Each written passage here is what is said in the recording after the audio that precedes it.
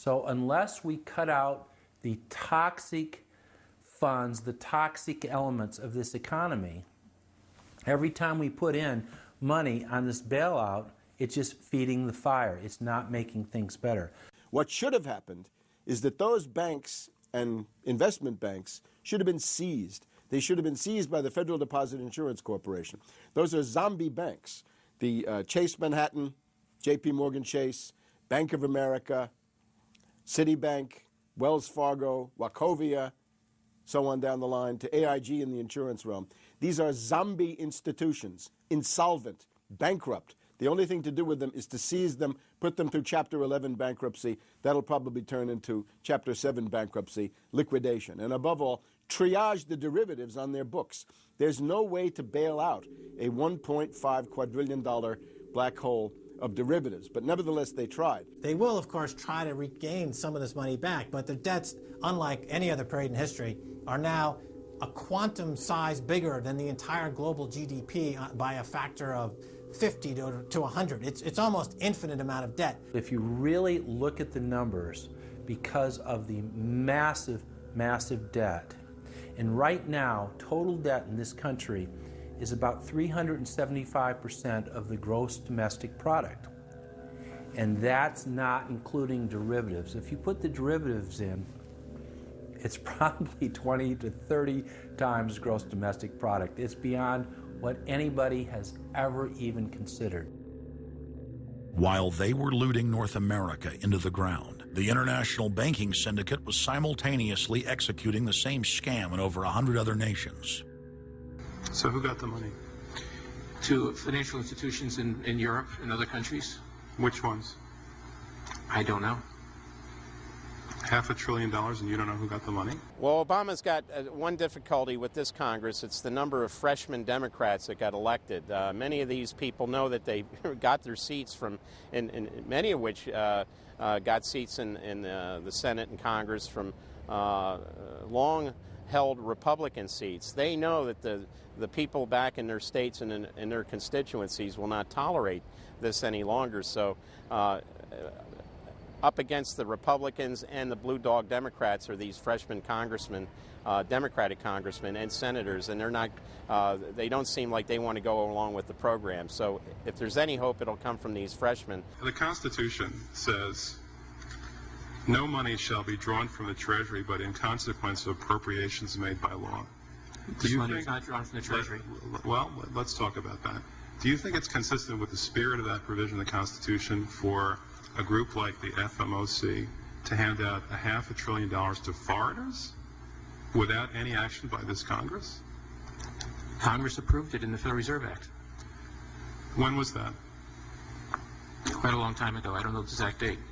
100 years ago? The original act is 1914, I believe. I don't know whether this provision was in 1914 or not, but the Federal Reserve Act was in 1913. All right, and at that time, the entire gross national product of this country was well under $500 billion, wasn't it?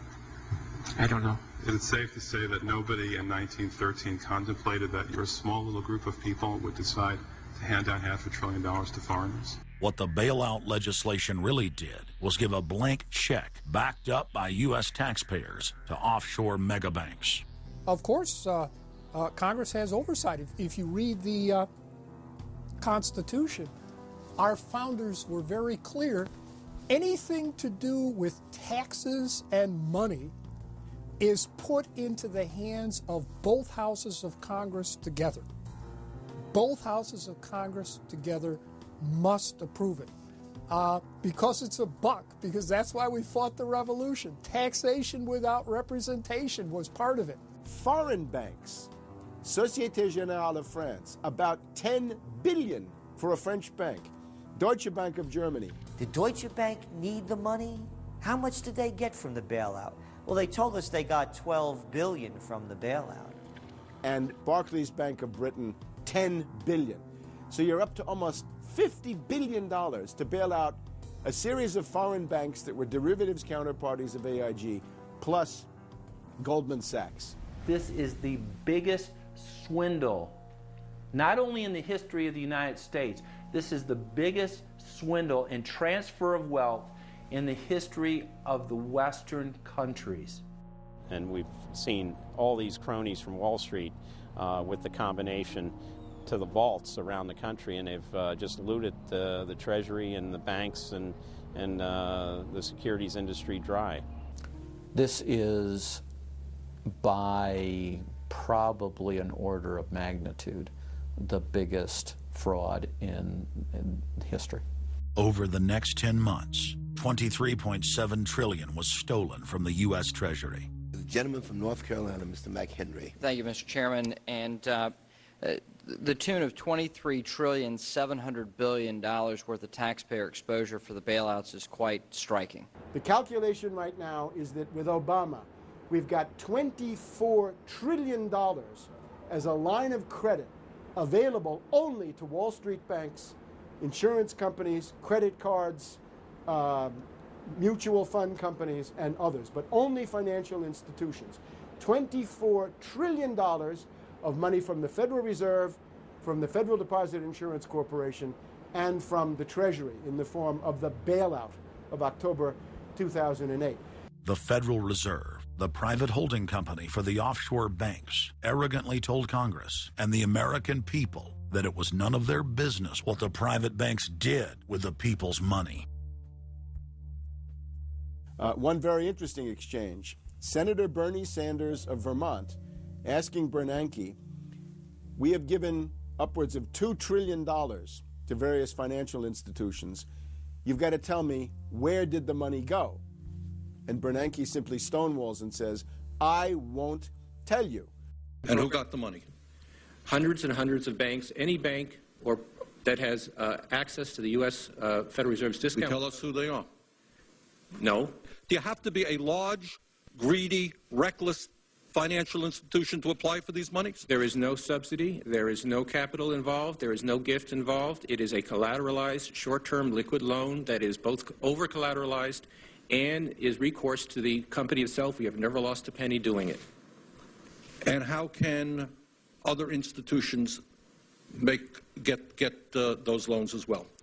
According to the law, we are supposed to be lending to depository institutions. Let me just say this, Mr. Chairman. I have a hard time understanding how you have put $2.2 trillion at risk without making those names available, those institutions public.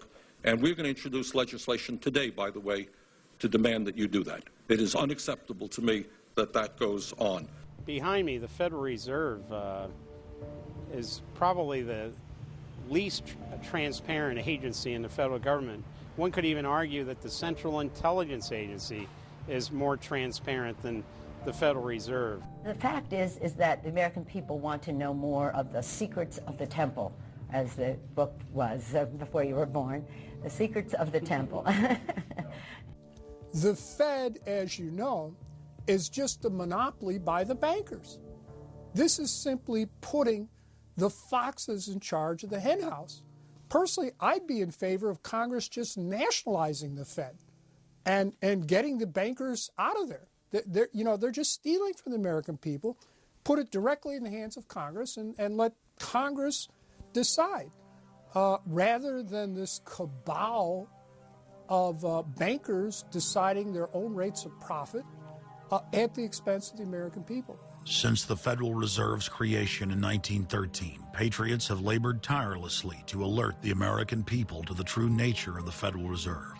Throughout its 90-plus year history, most Americans falsely believed that the Federal Reserve was a government agency. But today, scientific opinion polls show that the vast majority of the public is aware of the fact that the Federal Reserve is a front company for an offshore private banking cartel that dominates not just the United States, but almost every other nation on Earth. It's never been written about in any book that I've found as to who gave these guys the authority or permission to be the international bankers for the world. Why would you even need international bankers? Why would any government agree to use them? Why would you need to use them? Why can't any country create its own money?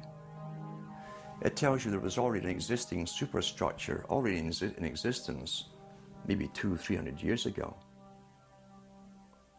to give these guys permission to somehow be the overlords of all money for all countries.